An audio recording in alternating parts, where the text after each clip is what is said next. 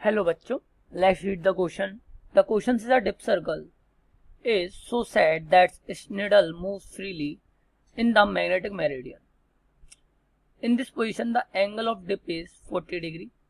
Now the dip circle is rotated so that the plane is in which the needle moves makes an angle of 30 degree with the magnetic meridian. Okay. In this position, the needle will dip by an angle of. Okay. So what is the key concept?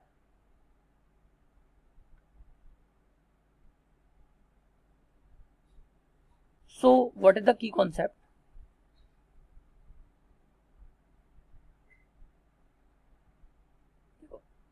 We know that angle of dip, अगर मैंने माना angle of dip theta है, okay, सो tan theta जो होता है that will be equal to BV upon BH, यानी magnetic field का जो वर्टिकल कंपोनेंट है अपॉन हॉरिजॉन्टल कंपोनेंट है, ठीक है, ये होता है.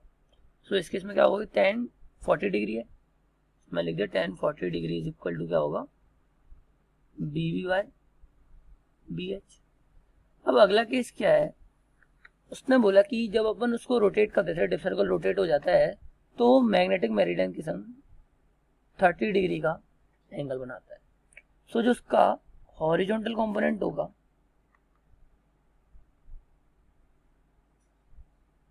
वो चेंज हो जाएगा, पहले वाले का cos 30 हो जाएगा, BH cos 30 डिग्री हो जाएगा. वर्टिकल कंपोनेंट सेम ही रहेगा क्योंकि वो रोटेट कर रहा है सिर्फ, है ना. सो ये हॉरिजॉन्टल कंपोनेंट चेंज हो जाएगा. सो जो न्यू डिप वैल्यू आएगी tan थीटा डैश मान लेते हैं, that will equal to BV upon BH की जगह मैं लिख दूंगा BH cos 30 degree. Okay, cos 30 degree. Now we know that cos 30 की वैल्यू क्या होती है, √3/2, तो 2/√3 हो गई, 2/√3 BV/BH.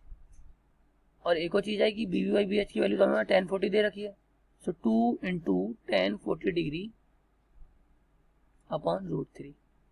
अब एक चीज सामने आएगी, 2/√3 की वैल्यू क्या होती है, ग्रेटर देन 1 होती है.